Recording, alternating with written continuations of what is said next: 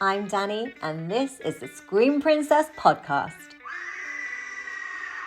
Welcome to the Scream Princess podcast, and I'm here today with writer and director of Crime Trilogy. So it's a Giallo, Italian Giallo-inspired crime trilogy, Sudden Fury, A Day of Violence, and Beyond Fury. Darren Ward. How are you, Darren?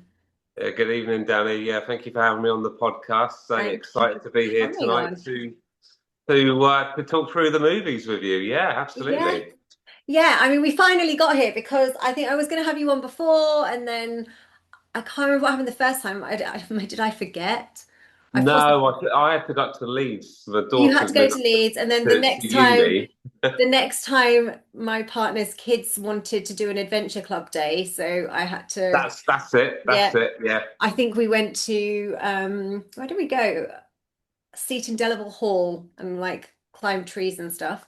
So yeah, it was a bit different to a horror podcast, but there you go. Very good. Nice. No, well, it's But nice to get have a break and just mooch about sometimes. It's not all about horror. It's not all about movies, is it? Sometimes no, no, I've you got to have some actually had the light. laziest day today, and so I only Yeah. got like, well, I had like comfy clothes on, and so I only got ready about half an hour ago. And then my partner just said, "Oh, you look a little bit like Chucky," and I was like, "Oh, yeah, I realized that maybe I do." Whoops.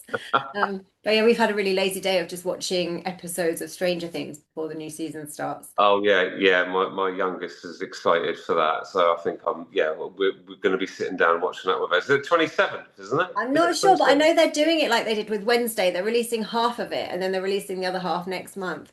So you Ah, don't get the full season because I like a binge watch. Like I like to sit for yeah. a couple of days and do nothing else, but you don't get I've to. noticed quite a few shows now are kind of eking it out. It's like episode, once a Mm, week, going back to how it used to be. I know.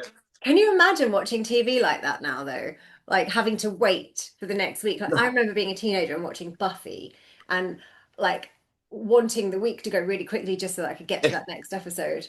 I'm exactly the same now with Slow Horses. They one episode a week. And there's only Oh, 6 episodes, and you just want to, I you haven't just been want to see it watching all that in one one. go because you're just used to binge watching now. So Yeah. going back to being told, oh, you've got to wait. It's good in a way, but it It also, is good. And I think you're probably more productive because I will find myself saying, oh, just one more episode, just one more yeah, episode. yeah, When I've got yeah, things to do. And before I know it, I've just sacked my to-do list and I've decided I'm having yeah. a TV day and I'm And, going to and have you that. sat there from like 8 at night till midnight, and Yeah. you still want Yeah. more, but you got to get I'm up not and that work. good at night. Like I very much will fall asleep as soon as it's dark and I'm comfortable. That's it. So I do have a cutoff, but I just mean during the day, I'll end up not doing my work because I'm Okay, watching stuff. I'm watching stuff. which Where is did I fair last enough. see you? I think it was it Romford? I believe it was.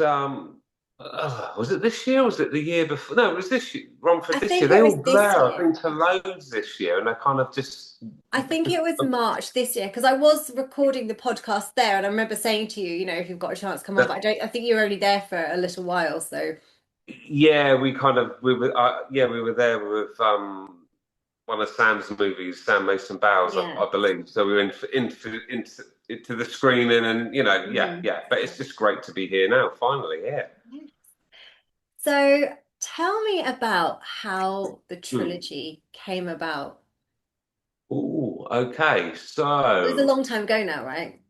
yeah, yeah, yeah. I mean, it's so I started making movies, picking up a camera and just mucking about with your mates, making silly little sort of parodies and stuff. Sort of way back in 1989, and I was 16, and literally had a full Panasonic M7 camera. He put a full size VHS tape in, and he would just record on that, and Mm. you could go back and get your edit point just about, and so you could edit in camera. So we would chuck things around, and then I got I'm a 70s child, so I grew up with the whole kind of video nasties boom and Hmm. saw a lot of movies, but maybe I shouldn't have seen when I did. But hey ho, they were there, so I watched them and Yeah. fell in love with Italian horror and movies in general. It was always from a young age, just like kind of excuse me, looking at what's on the screen, and it's been how did they do that? What's behind that? And originally I kind of wanted to go in and do special effects, makeup, prosthetics, Mm. and stuff.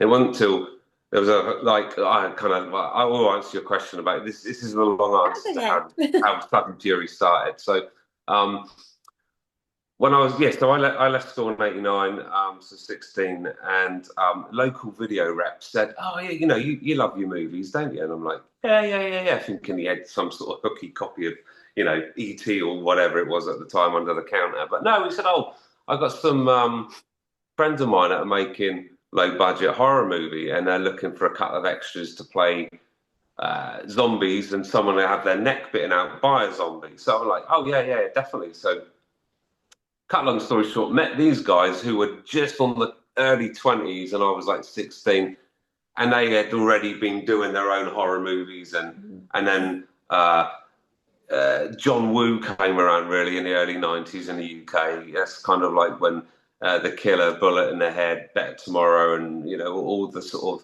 of heroic bloodshed, as they called it, sort of hit the UK shores.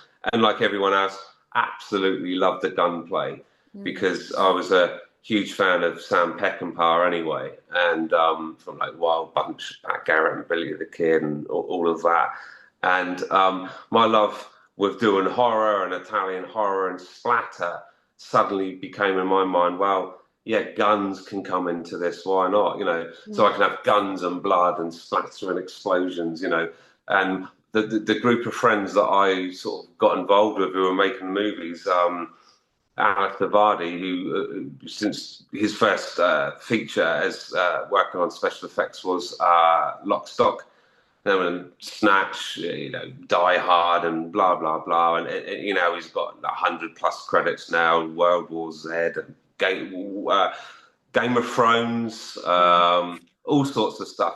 So he was always going right back before he broke into the industry. He was like trying out, oh no, I wonder how we do a bit of black powder and a bit of this, and we do this sort of explosion, and we go on to like gangsters, and who didn't want to be a gangster, so we're sort of like 16-year-olds and like 20-year-olds running around trying to be hard with shades on and guns, and we were practicing blood hits and squibs, and so I was getting involved of doing body hits and bullet hits, at 16. So I did a couple of short horror movies in the late 80s, early 90s, which was shot on VHS, Peora Il Diavolo, Blue Fear, and then I did Bit of Vengeance, which is a short movie that kind of preludes to Sudden Fury because at the time, uh, up in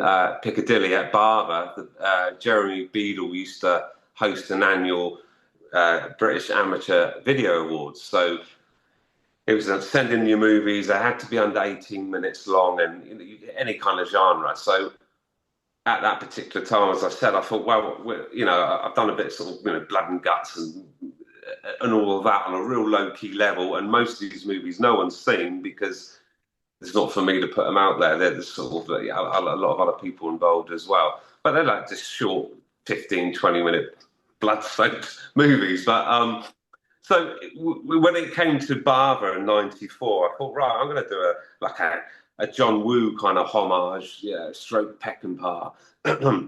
And we managed to get a lime pit just outside of Salisbury, a big sort of lime quarry, and bribing the guy with, I think, a couple of bottles of whiskey or Bacardi. He just let us get in there for the weekend and said, there's not really much you can damage. Just, we told him what we were going to do. Just get down there, boys, have some fun. Well, that weekend became 3 weekends. And out of that, I ended up with a 17-minute short called Bit of Vengeance. So when that went to Barber, I got very highly commended by the judges, and they kind of really dangled a carrot by saying, we would love to see how these characters of Walker, Jimmy, and Randall, what would become of those characters in a feature. Mm. So that instantly got me thinking. So we're now sort of mid '94. So I started to write themes to extend Bit of Vengeance. Now, they've been shot on VHS, and suddenly I'm down the pub with Alistair and some of the other guys, and we met this guy, uh, Peter Dobson, and he had a full U-matic low band and high band U-matic edit suite now, and the cameras now. For people that don't know, the U-matic was used to be broadcast cameras for the BBC and stuff like that in the 80s. So he comes along and is like, well, it's going to wipe the floor of what the means you've got, at our disposal. We only had the VHS cameras, and Sudden Fury was never going to be the Sudden Fury that you see now. It didn't start out to be like that at all. It started out to be, well, let's add another hour to Bit of Vengeance, and let's go back and do a prelude and introduce the characters and da da da da da. But when we started to shoot those sequences, it was clear that when you edited them together with the VHS stuff, it was, even though U-matic now looks ghastly, at the time, and we're going back, 1994, early 94, 95, it looked awful. Compared to the VHS looked awful. So it was like, right, let's scrub that. Let's reshoot everything we had in Bit of Vengeance, and that film just became Sudden Fury. And Pete, who was much older than us, he was like, at that point for Sudden Fury, we started shooting in April '95. So I was 22 when we started shooting Sudden Fury. And we shot between April '95 and August '97. And literally that movie was like, there's so many people to thank on that you never see. You just see like who's in it, who produced it, who wrote it, who directed it. The people, there's hundreds of people behind the movies that people don't get to see. Now those people, we're all like early 20s, weren't tied down with married life, didn't have kids, just the time was ours outside of work. So everyone just basically gave me their life and soul. And I guess this is quite familiar to you, Danny, with working with me on Beyond Fury. But that's another story. But with Sudden Fury, we didn't have a budget, as with all my movies, really. You kind of start off, you're just aching to make a movie, and you see him, going back to the early 90s and with Sudden Fury. There wasn't the independent scene that there is now, and it was quite difficult to see other independent movies because there wasn't really the internet. There was none of that. Yeah, it was through the back of other fanzines, like In the Flesh. Yeah, because you wouldn't hear about stuff, would you? You'd only be able to see what was in the video shop, and they would have all the, the big budget titles. Exactly. So I started to sell Peora and Blue Fear. I had covers made up, and I just crash edited, copies. And I had adverts in the back of Cold Sweat, Media Publications, Trevor Barley, Delirium, and other fanzines like that, and some of the Harvey Fenton publications as well. And people would just order them from me, then send me the days before email. I'd get letters back from people saying how much they liked it or they didn't like it and how I could do better. Oh, this is great. I've still got those letters, actually. I've still got a pile of them from going back to the early 90s. I've just kind of kept everything. But anyway, going back to Sudden Fury. So basically, I just knew, right, Al said, I've got shed loads of explosives. I've got like 200 squibs just laying around. Don't worry about any of that. I'm not going to charge you for any of the pyros. Just write the stuff, and we're just, we'll throw everything we can at it. Everything we can. We begged, borrowed, and stealed. And my motto for Sudden Fury, well, all my movies previous and still today, is don't ask, don't get. What's the harm in asking someone? I know I jump around a bit. I apologise to people watching this, but jumping decades forward to Beyond Fury, I wanted a mansion. Was I going to get a mansion? I just knocked on the door of a mansion and got a £10.5 million mansion for nothing. I only had 3 hours to shoot this little sequence I wanted to do. But you can't get a set for that. It's £10.5 million on set, on screen, for no money. So it's all about, going back to Sudden Fury. It's all about, I know I've got no money. So everything, all the money's got to be on the screen. No one got paid for that. Even when David Warbeck came on later on, uh, he didn't want money for it. He just loved the script, loved what I showed him. A couple of the sequences we'd already shot, set pieces, the jungle sequences where Walker and his two buddies are running through this fictitious war, and there's all sorts of. And we shot that in Deepest Darkest Warminster, but yeah, we literally just blew the hell out of it because we knew someone that had 100 acres of woodland up there, and it's like, well, what do you want to do? Well, this area here, there's condemned trees, and they're going to come down anyway, so we just blew them up.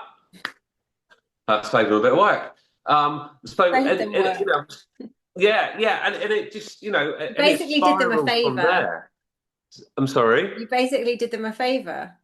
Yeah, absolutely. He was doing me a huge favour. We did him a favour. That's what it's all about, isn't it? A bit you scratch my back, I scratch yours. Especially when you're, indie. It's just so hard to get things, especially now because everyone's wise to it. Everyone just wants money as soon as you mention movies. But back then, it's like, you want to make a movie? Oh, yeah, whatever. Just go and do whatever you want to do. So we did. As I said, there was no budget. The money was scraped together, family and friends, and then we got to a point, and I went to a film festival in Hampstead, run by Trevor Barley and Media Publications. It was at the Everyman there. It's one of their weekend festivals, and Jean Rollin was there, Brigitte Lahaye, and a few others. And we just sat at the bar, and it's a story I've told many times, but I mean, we just sat at the bar, me and my friend Adam, that went up there, and he just tapped me on the shoulder and said, I think that guy that's just walked in is David Warbeck. So looked around as you do, and sure enough, it was. And he turns out, and he lived 5 minutes down the road in Hampstead. But so he came in, suddenly you got this form of people sort of queuing up, and it just kind of coincided, or it must have been planned, that Jay Slater had his kind of A5 booklet on Warbeck come out, which Harvey Fenton had, through Fab Press had released. So people were getting that and getting it signed. So I said, here goes, I'm going to go up and just see if I can get him in a movie. And my mate Adam says, well, what are you going to say? I don't know, I think of something. So went up, picked up one of the books. So I thought, right, I'll get that, get him to sign it. So put the copy of the book in front of David, looked at him and said, hi, my name's Darren Ward. I'm an independent film director, and I'm making this action movie. And I've got this character that I wrote for you called Pike. And I would love you to, see the movie, see what we shot, read the script, see if you're interested in doing it. And he was really taken aback and just said, right, okay, and wrote his address down on a bit of paper and said, come up next week and, bring a couple of scenes and bring the script and we'll chat about it. So basically, little did he know, I didn't have a character of Pike written. It was just like just bullshitted up on the spot. So I went back over to my Adam and went, oh my God, he said, yes, I got to go up next weekend. And he's got to write a script. I've got to write these sequences, So I wrote the scenes with Pike in, and I didn't know David was ill at the time. So went back up, showed them the action sequences that we shot in Heytesbury, and another little shootout with lots of body hits and squibs and stuff. He absolutely loved it, and just said, "Yeah, I'm in." So he came down over 3 occasions to do all his sequences, and he did see rough cuts of all his scenes, but he never got to see the final movie because unfortunately he passed away in the July '97, and I went to his funeral, and the next day I had to be back, and I was so hungover, back in the New Forest in Southampton to shoot the car scene with the car exploding with a man on fire. And again, that's just we put an advert out. We'd like to do a stunt scene. these guys, Dave Judge and Mark Hinkle, come down from up north. I can't remember exactly where they came from. Sorry, Dave. And he said, "Well, what do you want to do?" Well, we could blow a car up and have someone on fire. Yeah, go on then. What's that going to cost? A couple of beers? Yeah, go on then. And that's just how that film was made. It was made Mm. on goodwill, and How long everyone did had a Sudden blast. Fury take from It start to took finish? April '95 to August '97, so about 18 months. 18 Okay, months. so that's not that long compared to Beyond Fury took. No, and that was epic. And so after that, basically, I'd also, before David had passed, I got a company, a German film magazine got in contact with me called they were called Doom Magazine. I don't believe Doom Magazine still runs, Mm. but that was like one of Germany's biggest kind of splatter magazines at the time, if you like. They're kind of Fangoria, I guess. Mhm. And they'd heard about the movie and they'd heard that David was involved. So I did an interview with them and gave them a load of photos of sequence. The film wasn't going to be out for another year and a bit, but they had photos of Warbeck on set and other bits and pieces. And from that interview, I then got contacted by fax machine. Remember fax Yeah. machines? One night my fax machine went, and I never had one. We didn't have one at home. I remember hmm, when I first started working, I used to have to sometimes send faxes. yeah. It's just crazy to think that's how it used to run. Mm. But sure enough, fax machine went off, and I had put in this interview right at the end that we were looking for money to complete the movie, to Mm. complete the final set piece, which is the whole 30-minute shootout at the end of the movie. And it literally is 30 minutes almost. So from the interview and German seeing that David was involved, we got the money to finish the movie, and the movie only cost £15,500. Mm. But at the time, it was a lot of money because it started off to be a continuation of a short Yeah. 17-minute shot on VHS, but suddenly we were on high band U-matic, and from there it just went crazy. I just was a young guy that wanted to make a movie, Mm. loved Italian splatter, loved De Palma, love Scorsese, love Peckinpah, love the heroic bloodshed coming out of John Woo and Ringo Lam and Mm. all of those stuff. And I kind of just put it in big old cauldron, gave it a stir, and Sudden Fury is what came out of that cauldron. So when it started to hit going around the world, I was completely blown away. I didn't expect for it. I just thought like my other movies, you make them on VHS and 20 of your mates watch them, and Mhm. you sell a couple of copies, to people that want to see a bit of independent stuff. But nothing more than that. But suddenly, we get flown to Germany for the premiere in Stuttgart. That was amazing. That was great. That was '98. So the first festival screening Mhm. uh, was in May 1998 in Germany. But then we played Rain Dance that year. We played Citrus. It's just from being not your film's not really going anywhere. Like I said, but suddenly you go around the world with it. It was great. And then, of course, everyone was comparing it to young Roberto Rodriguez, and it got compared to Peter Jackson's early stuff. It got compared to Lucio Fulci for the Gore, and obviously with Warbeck. My style was always, we've got to shoot it like an 80s Italian exploitation movie. Yeah. So that's always been there with this trilogy. That's not by chance. That's So you didn't, before you started, you didn't think I want to make a trilogy. You were just kind of happy to make one film, and then the trilogy yeah, kind of came about afterwards.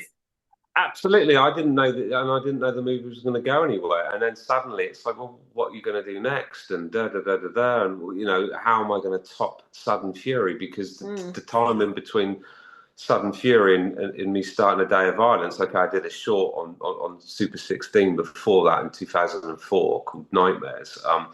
but sticking with the trilogy, it was like 2 years after we were done. I was still doing Right. festival runs with it. Mhm. I hadn't written anything. I started to write. I thought, well, Walker can be like a franchise. It can be like a Bond character. I can put him Was it in Nick? any genre. He was in Sudden Fury.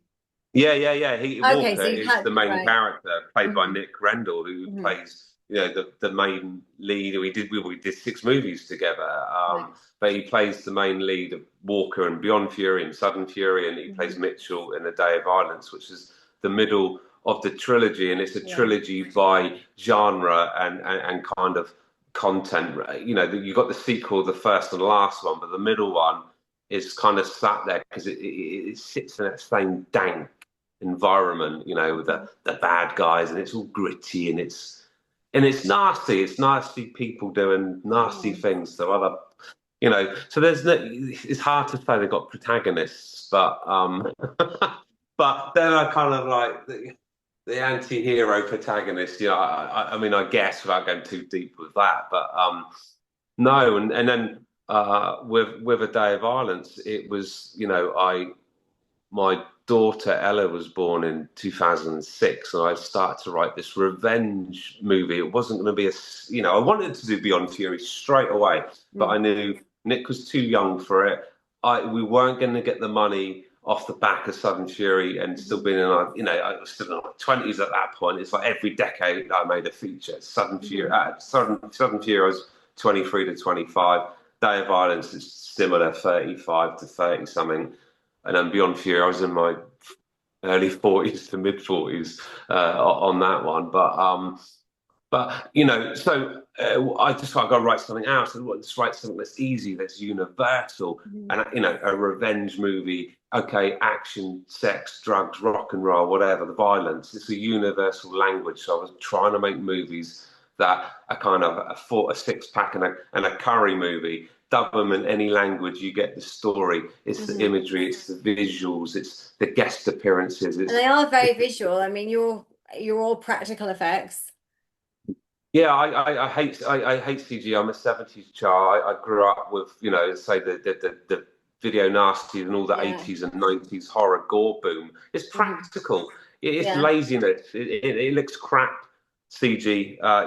Okay, and Beyond Fury, we've used some CG, but it's to improve stuff. It's like putting a full moon in with, get it with Yeah. clouds parting. Mhm. It's not a whole scene. There's gore. No, the gore is practical. You can't sell it unless it's practical. Mm. I'm not happy I with that. think I mean, I'm, viewers, I mean, horror fans and fans, it's not necessarily horror, is it? It's a crime.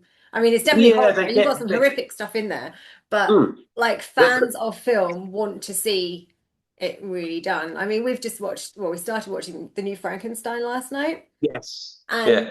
we fell asleep after about 30 minutes, but we've kind of like, what are we missing here? Because people are saying this is amazing. And the CGI was so obviously CGI. Mm, It mm, it mm. was just it was like But some watching of a the film that was sets, made some of the badly. sets and the camera work and the aesthetics of it all were very, very, sumptuous, I thought, in places. But yeah, I'm with you on the other bits. It was a little bit sort of sluggish and that. But I mean, from a visual point of view, these days, for many years, decades, I kind of go in and watch a movie for its everything, not just who's in front of the camera Mm, talking, telling me the story.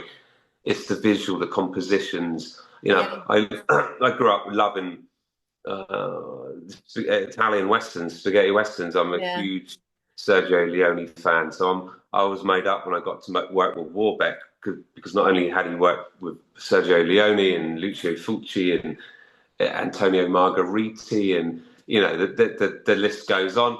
Those guys just bring it to the page. You just say it was another level, especially when we were in Sudden Fury and when we just no one was actors, and mm, and Dave comes along and he just steals it, and rightly so. He's absolutely brilliant.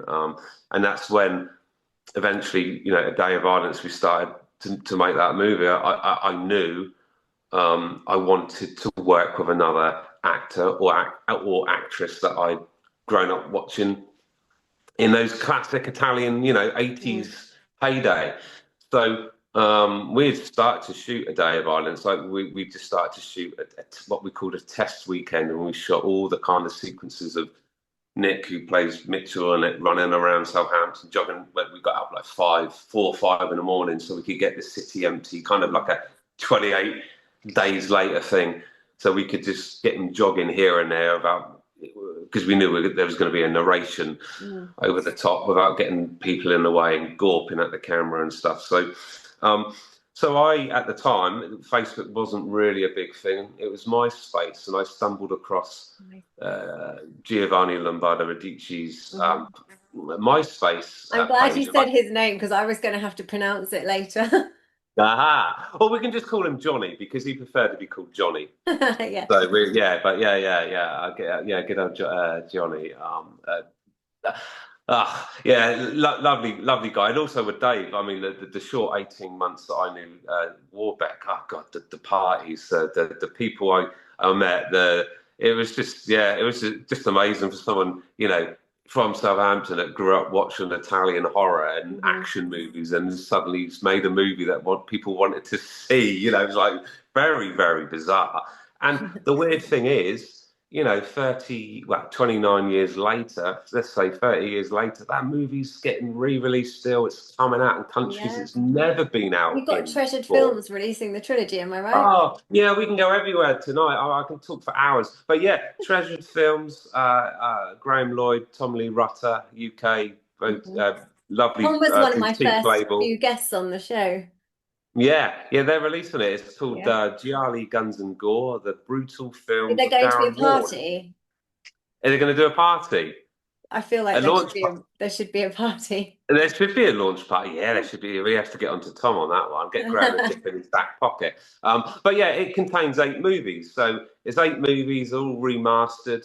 So it has Paolo Il Diavolo and Blue Fear, and now you could only get them in Germany. They were released in Germany on VHS in 1997. Outside of that, the 20, 30 people that bought them off me out the back of magazines, and I know they're on like torrent sites now anyway Mhm. because people upload them. So there are loads of people, believe it or not, ask, why can I see these shorts? Well, you can't, but now you can. Yeah. And so this one, it's a free disc Blu-ray. There's a I don't know how many pages are in the booklet. There's a lovely booklet. Sudden Fury's been remastered, upscaled to HD. It's the best it's ever looked in since it was shot. A Day of Violence has got a new grade and has been remastered. First time Blu-ray in the UK, around the world. Yeah, it's been out for ages. UK, it was only on DVD from 101 Films back in 2010, where we got to number 12, and he has the film charts in the Wow. country, I might add. And then Beyond Fury's on there. That's out in the UK, but only VOD via High Flyers until Mhm. now. So you'll get your physical copy, and it's got Passion on there, which is my new movie that just completed January this year, and we've just finished doing uh, festival runs with that, which was really nice to go back and do a short Mhm. movie because after Beyond Fury, I hadn't shot anything since we finished that in November 2018. Right. So I've been helping. Well, I know we're jumping about. We can go back and fill the gaps, Danny. Sorry, Yeah. but since we finished Beyond Fury, I've been helping Sam Mason Brown and Jackson Batchelor from Mm. Trash Up down in Portsmouth. They're Mhm. 20-minute drive for me, local film directors. So I've done about 5, 6 movies with them Oh, doing because special yeah, effects. I've seen you were working with them, and I forgot that they were south. So I was like, oh, Yeah, Belfast is not yeah, far they're like away. 12 miles from me Well, basically, we are running out of time for part one. So before we hmm, get cut off, I'm going to give you a 15-minute break and I will send you a fresh link for part two. and we'll pick up the gaps of Day of Violence We'll pick Beyond up where we Fury. Yeah. left off. Yeah. Welcome back to the Screen Princess podcast. So, where did we leave off? Wow, we left off at Treasured Films. So yes, there's an Yeah. 8 film box set coming out from those guys on the 23rd of Feb next year. It's US and UK.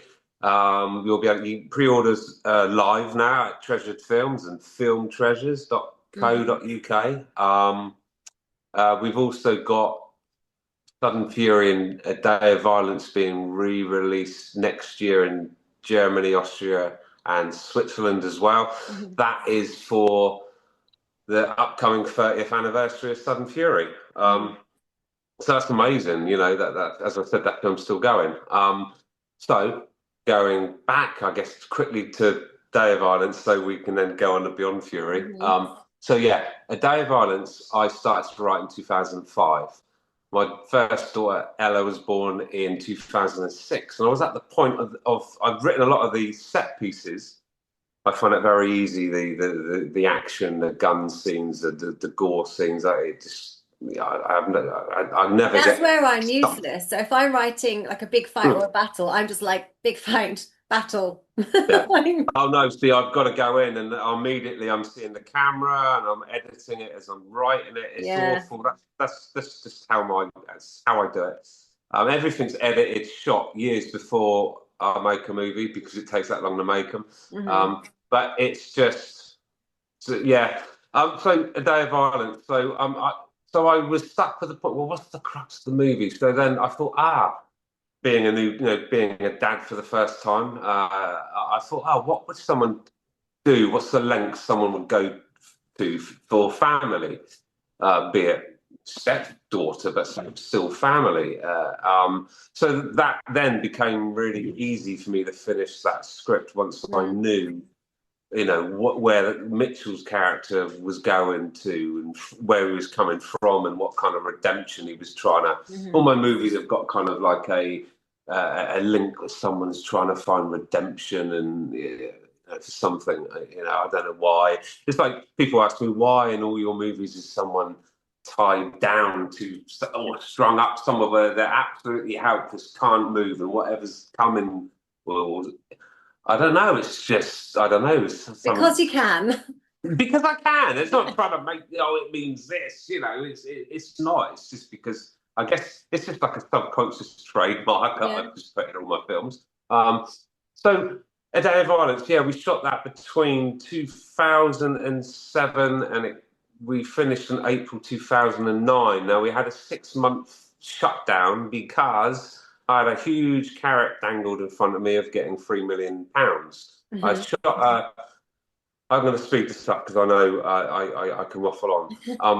I We shot a test weekend where we shot a lot of footage of Nick, as I mentioned, jogging around and Hmm. blah blah blah blah. Now the script somehow got to someone up in the East End in London, and then I started getting some phone calls from some actors, like or some characters, I should say, in some cases, going, "Oh, you're doing this this gangster movie, and yeah, I'd love a piece of this and all of that." And I had a few people phone me, "Oh yeah, I used to, know so and so, ran with the craze and all." It was very interesting, and eventually the script. I had an actress come down to do a test screening, and we cast her. I immediately cast her for the role of Susie, Helena Martin is her name.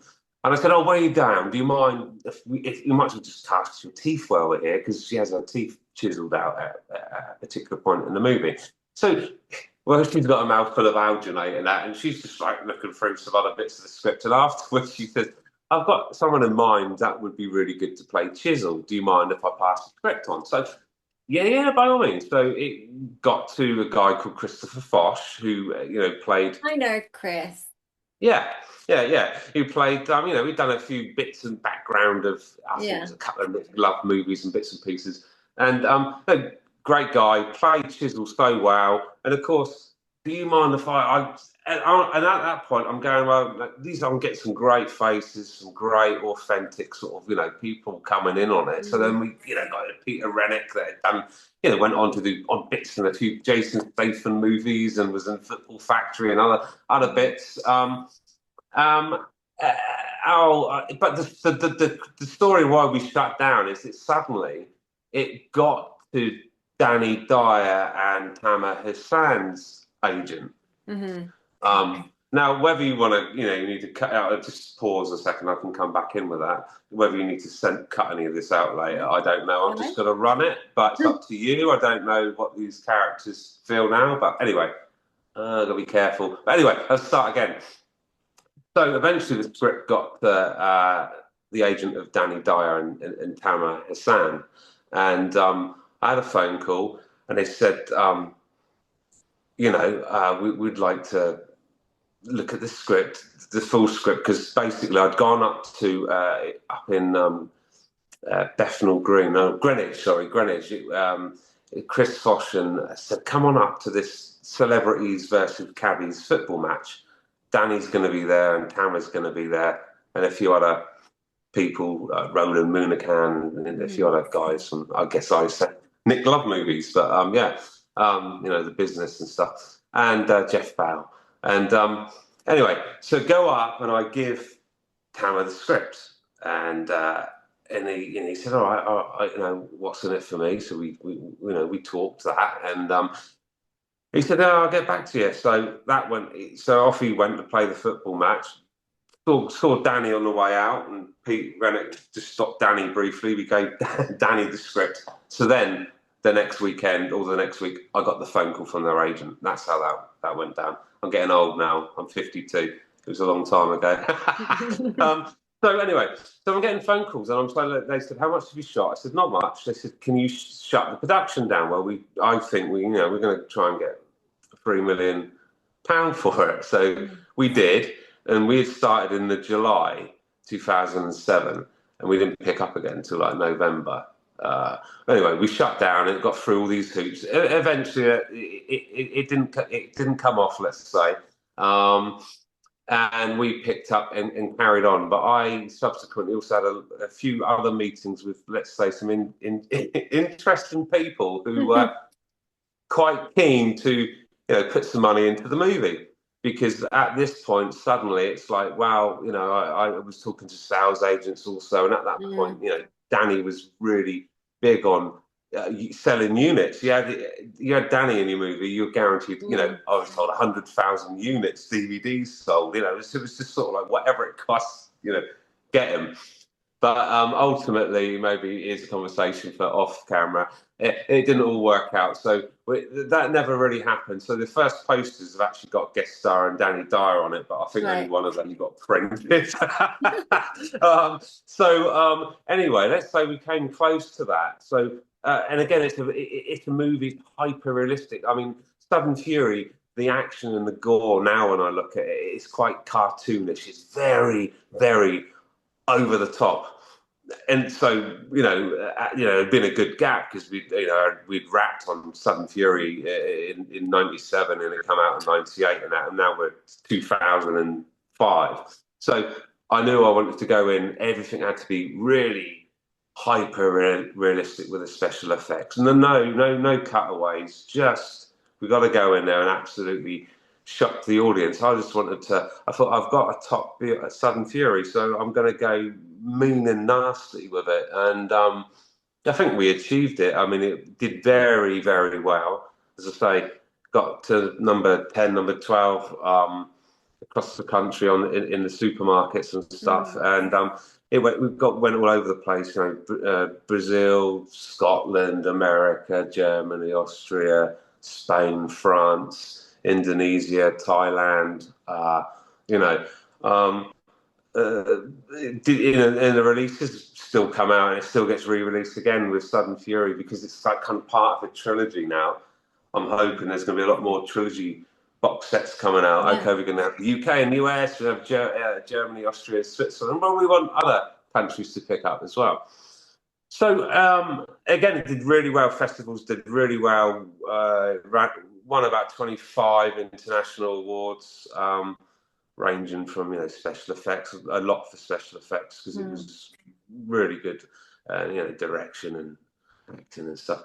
And then basically, when it came to Beyond Fury, I had a script that I wrote. Like 2 years after 2000, I had a Beyond Fury script, and it's a hybrid because half of that original script that I wrote is in the movie as you see it. But the other half of it, I had to revamp because it's like 20 years out of date, and technology had moved on, and things. I wanted to take it in a different direction. It was more Sudden Fury, more cartoony, what I call cartoony, sort of laughable, sort of over the top violence, and you could say it's still over the top what's in the movie. No, it is over the top, but it's mean spirited and you know, it's just is how it is. You know, life's nasty sometimes, and I just don't feel the need to shy away from that. And obviously being anti-censorship and all the rest of it. So my movies, I don't self-censor when I write. I just write what I feel, what the characters are doing, and 9 out of 10 times, I don't think I've compromised on anything that's been in the script to page. Well, no, tell a lie. There's been a couple of things where money's not come in, that we've not been able to sort of do what we wanted to do. But that was more on Beyond Fury. The other two, whatever was on the page, we did and more because Al would just go, "Oh, let's chuck this, and I've got this, and I've got that, and why don't we do? Let's just do it." I'm never going to say no to more, to more mayhem. Yeah. So Beyond Fury. I knew I had to. By this point, I knew obviously because I always wanted to do Beyond Fury, and I'd slipped something in the middle. It was going to become a trilogy. So then it's you start talking about it's going to be my crime trilogy. So it kind of then got labelled as it's going to be a trilogy from them, which it was, but originally it never was. And with every movie, there's no point treading water. Okay, your budgets are your budgets, and to a certain degree, depending on what resources you've got, if you've got wealthy parents or someone that can, give you pots of money, it's great. Go out those movies is great, but I've never had. It's like beg, borrow, steal, and I kind of felt after the success of the first two movies, and especially with Day of Violence doing so well, I thought it'd be a lot easier to get the money to make that third movie. And of course, I want it to be the biggest, boldest movie that I'd made to date. Its canvas from day one was always going to be big, and to me, my DOP, John Raggett, who well, I said to him, it's my Once Upon a Time in America. Do you know what I mean? My love for Leone, for me, out of my movies, I wanted it to be the biggest thing. So more characters, more locations, a lot more sort of going in with the characters rather than just bang, bang, bang, bang, bang, which is great when you're making a 90-minute action movie because that's kind of what you wanted. With Beyond Fury, I just wanted everything to breathe a little bit more, and I wanted to, and sorry, just briefly going back, The Day of Violence was shot on a Sony Z1, so it was 1080p, so not even 1080 HD, but it's 1080i.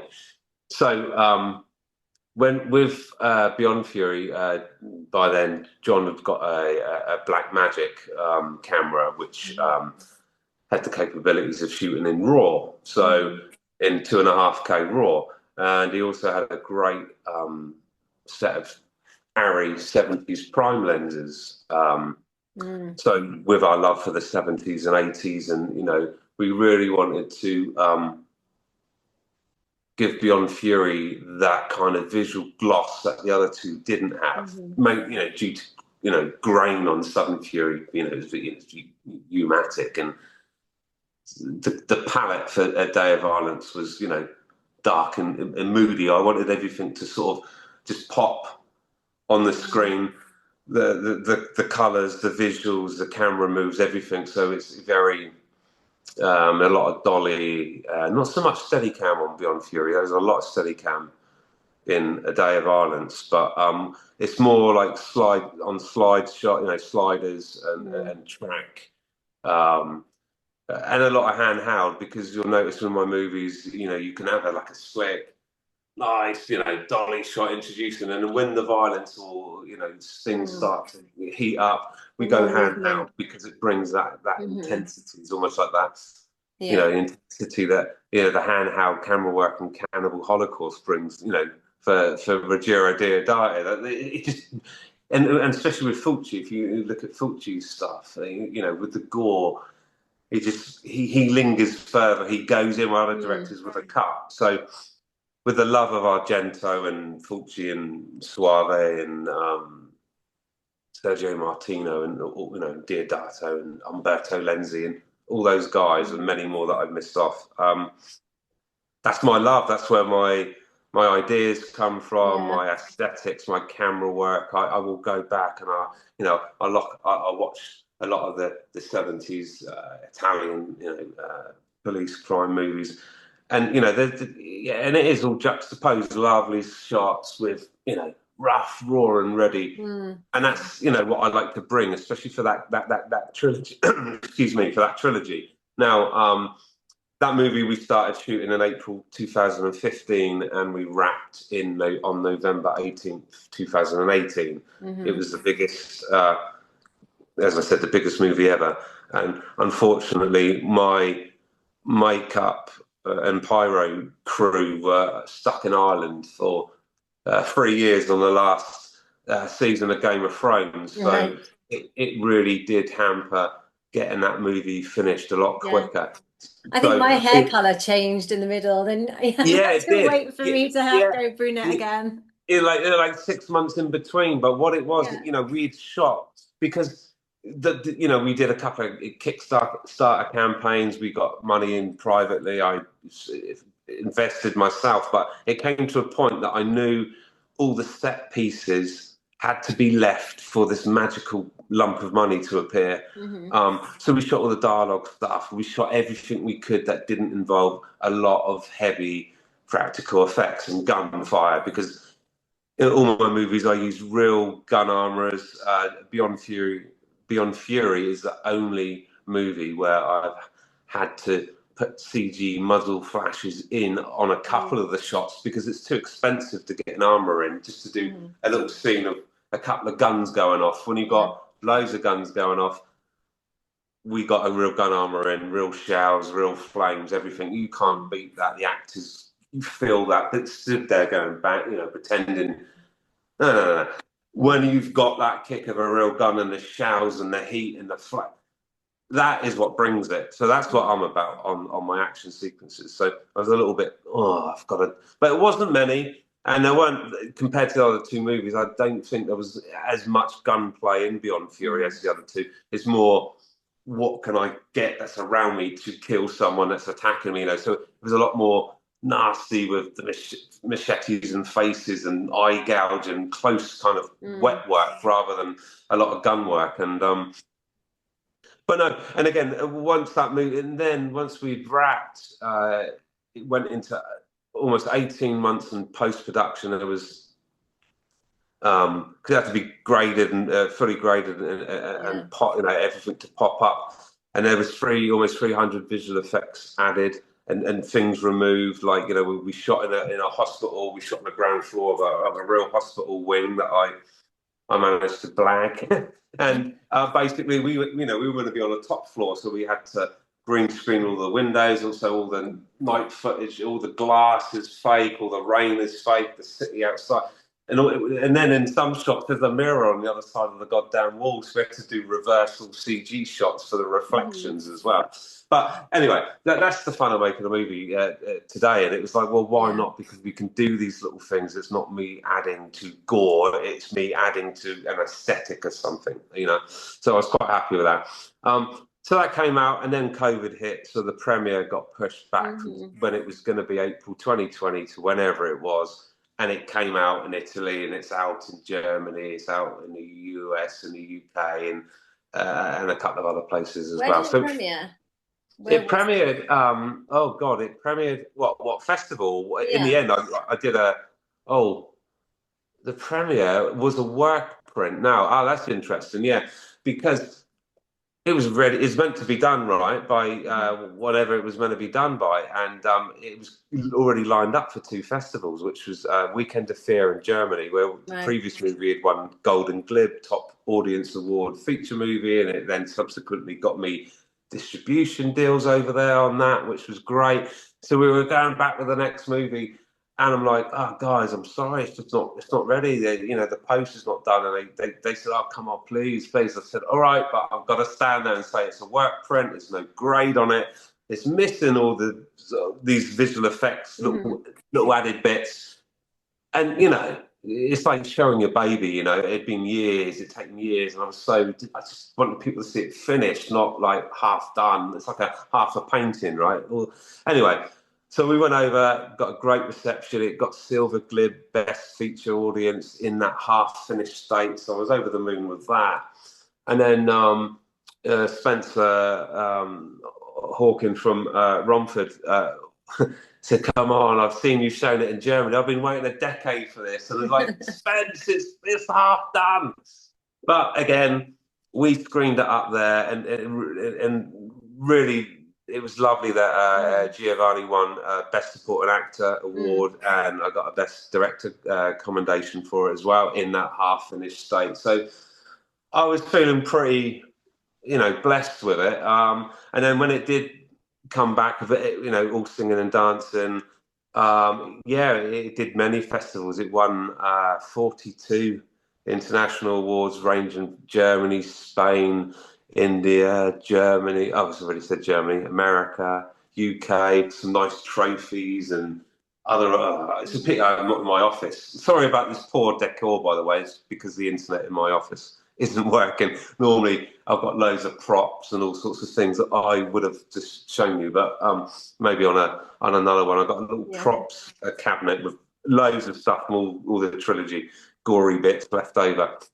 So what am I doing now? Right, for the last couple of years, I've been trying to get my next movie off the ground. I was going low budget because it's the only way I know how. I met a producer that was all good to go for, let's say, 100,000, so more than I've had before, but still low budget. But we were good to go. Giovanni we were going to do the triple, his third movie. Obviously, Giovanni passed away a couple of years ago, so we had to sort of change a lot of the script. Anyway, at the moment, I've got a Hollywood producer, a Hollywood casting director, sorry, on board. It's gone to some big names. It's called Lottie. It's without giving too much away. It's all about a mute survivor, a female mute survivor of an early 1990s country manor home invasion. A family sort of shotgunned to death by these guys in balaclavas, and she has her throat slit and is left for dead. Credit sequence, modern day. She's however old she is, and she's completely mute because vocal cords. So it's going to be very interesting for whoever we get, because there's no dialogue. There's not a single sound, not a grunt, nothing. So everything has got to be. It's going to be the most visual movie I've ever made. Everything has got to be with the eyes and the body, and So, and the whole movie is about Lottie, and it's about. Again, I'm not going to give too much away, but let's just say, yeah, she gets involved, or she ends up somewhere which is really not a good place. And I'll allude to the fact it's underground, and she's basically got no skill set. She's not a walker. She's not like one of my other kind of like macho, David-headed, let's just tear it up. But, she's a tiny, and the thing is, she feels embarrassed, or for having survived. She feels that guilt for having survived, where her family were wiped out. So she's covered in tats and piercings to try and hide herself from the world as well. So that's one thing. But no, it's a very violent movie. It's that, how does she get out? And there's it's great to be able to write a movie for a female lead where. In my previous movies, kind of stepping away from your like Giallo influence. Yeah, well, no. Don't. For the people listening, no. It's very much this. It's all about redemption. It's all about revenge. It's all about Lottie. It's just this time she's female, So we just get, and because she's mute, everything's going to be so visual. The camera's just going to love her. It just follows her everywhere, and she gets caught in a bad place and she has to fight her way out. There's all sorts of mayhem that goes on. That will probably be the most, if I get to make it, it will be the most violent movie that I've made to date. But your movies are pretty violent. yeah. I've just got to get, we just got to get our actress to bring in a guaranteed amount of money, and then we've got to get our lead bad guys. But yeah, so at the moment, all I can say is it's going to be between 1.5 to 5 million if it works Wow. out with Mm. what's going on in the background at the moment. But Yeah. I've been walking on eggshells the last 6 months because it's been going back and forth to different uh, ridiculous people, actresses. You think, yeah, right. I can't mention the names at the moment, but Mm. got to some very, very, very big actresses. So, and it's just, again, it's just amazing. I'm just from Southampton. I've still got a day job. I work for the NHS doing IT for the last 34 years, and talking with Hollywood cast and directors and getting sent all these A-list names, and it's pick who do you want? Who do you want your Yeah. script to go to? And yeah, but I've been doing this for 30 years.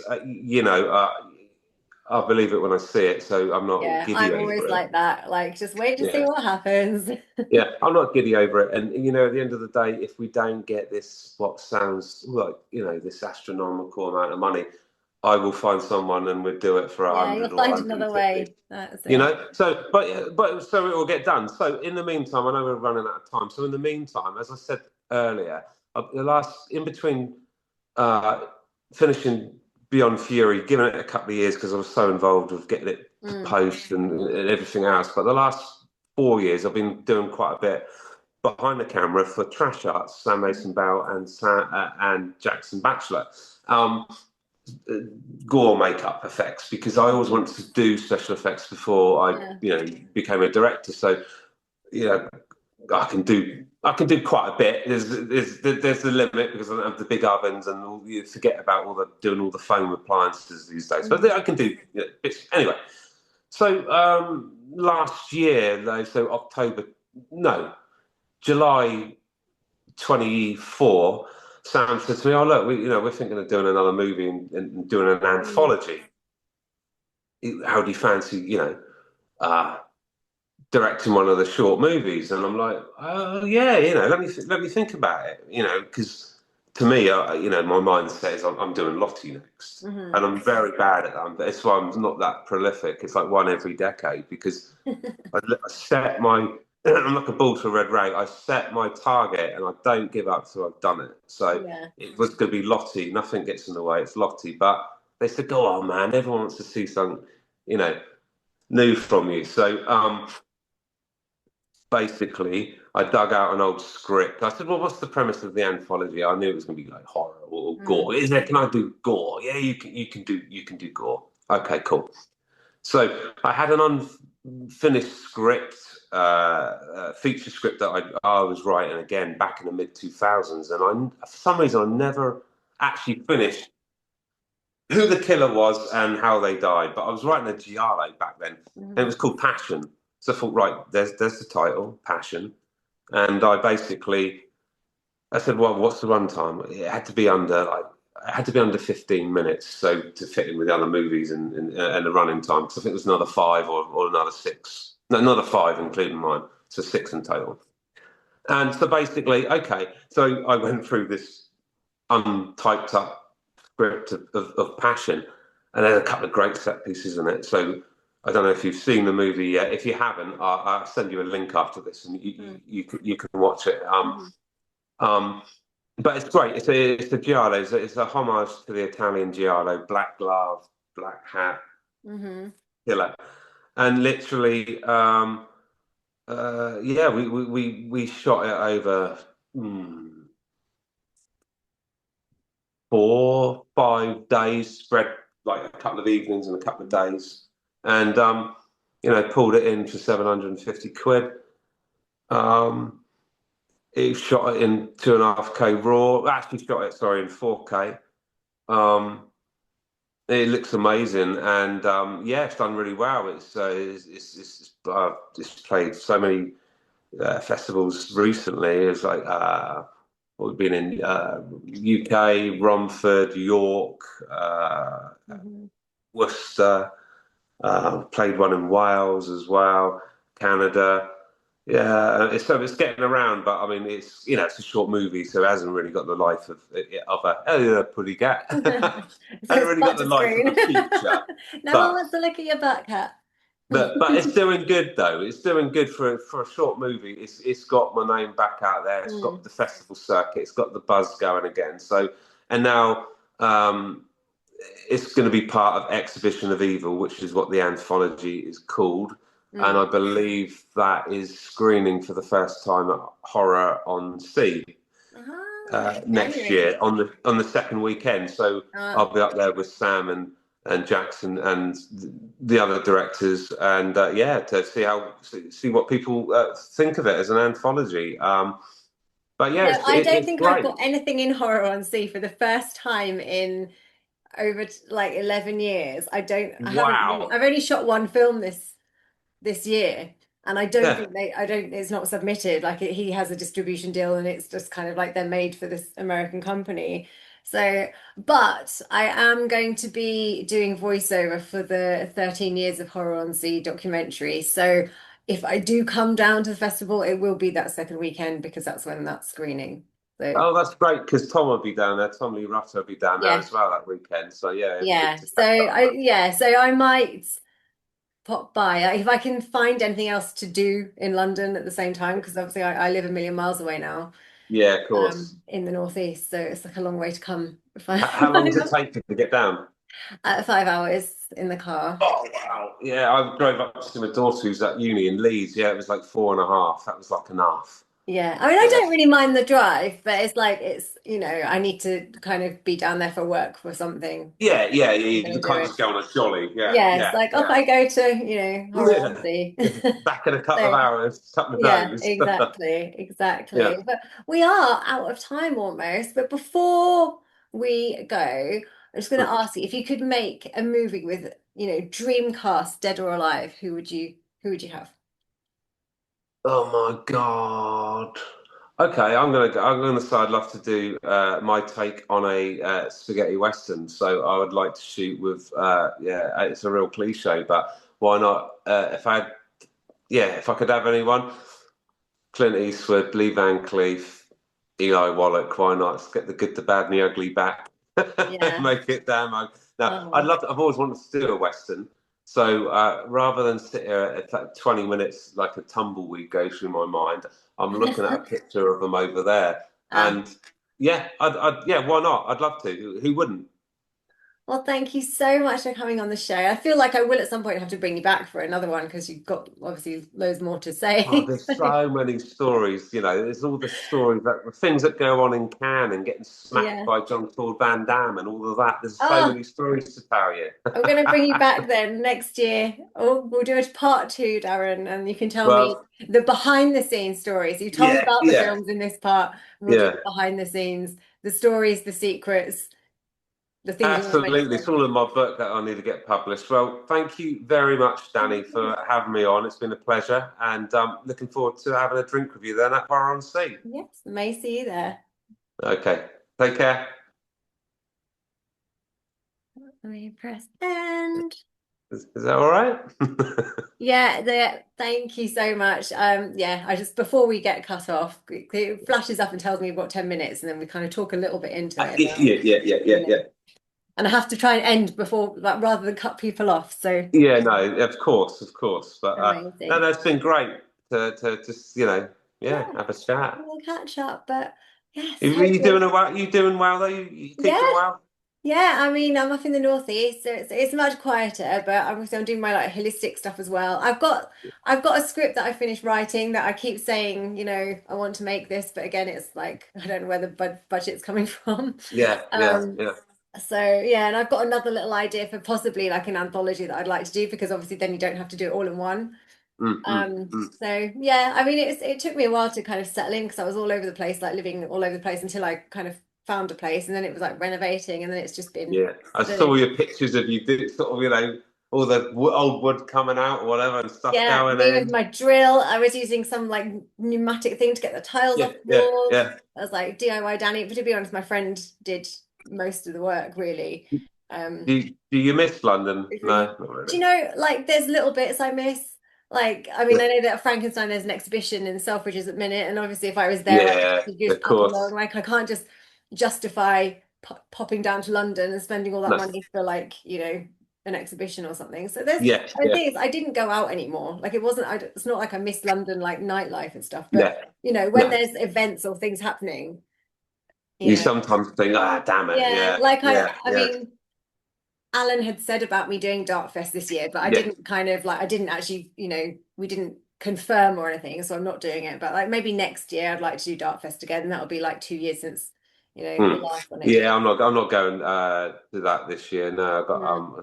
other Is it city next week clashes with or the something week else. Yeah, after? yeah. I can't Yeah. remember now. Yeah, it just clashes with something else. So, Yeah. um, It's just and like after a while, you if can I'm get a bit going sort. down, I feel like I need to book in like work and then, Mm. Well, to make it worthwhile, wouldn't it? well, Really, by the to time go. I paid for hotels and then you're paying for travel, and like I can't really park in London, so it would be more likely a train or a flight. Yeah, yeah, It's yeah, yeah, yeah. actually cheaper to get a plane than a train. Yeah, yeah, it is in some cases. Really. Yeah, no, absolutely. The Yeah, trains are flying ridiculous. from Newcastle to Heathrow is, I think, But then you if can you go book it from early York to enough, you can get the Manchester for return like for about 20 80 quid. quid, Yeah. and the train's like 100 and something. So, Crazy, crazy. yeah. All right. Anyway. Well, Anyway, enjoy the rest of anyway, your evening. I'm going to go and pour a glass of Prosecco and watch some more Stranger Things.